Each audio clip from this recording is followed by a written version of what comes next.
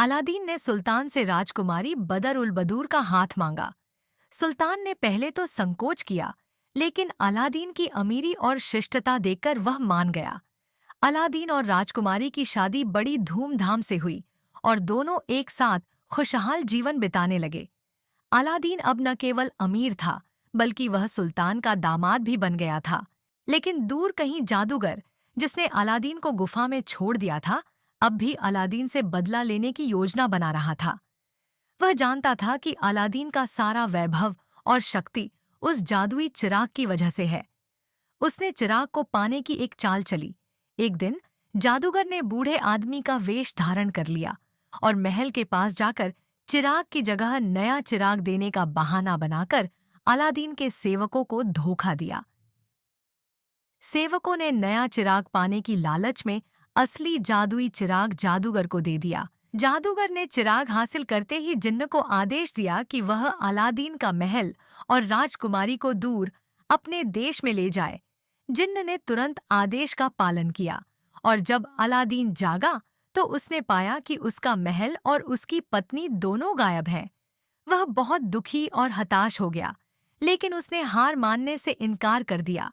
Aladdin ने अपनी सूझबूझ और साहस के साथ अपनी पत्नी और महल को वापस पाने का संकल्प लिया। उसने पुराने जादूगर को हराने के लिए एक योजना बनाई। अलादीन ने अपने साथियों की मदद से उस देश का पता लगाया जहां जादूगर महल और राजकुमारी को लेकर गया था।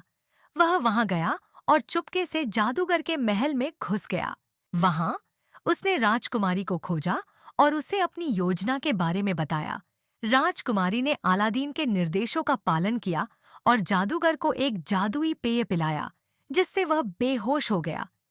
इस बीच अलादीन ने चुपके से जादुई चिराग को जादूगर से वापस ले लिया।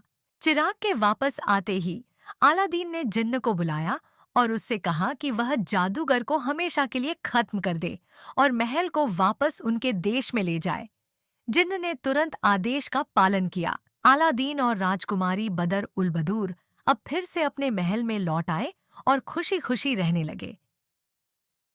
उन्होंने अपनी सुरक्षा के लिए जादुई चिराग को एक सुरक्षित स्थान पर रख दिया, ताकि कोई और उसे गलत हाथों में न ले सके।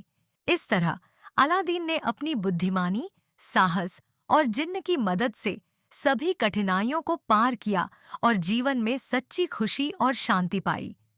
उसका नाम इतिहास में एक ऐसे व्यक्ति के रूप में दर्ज हो गया जिसने अपनी किस्मत को अपने हाथों से लिखा।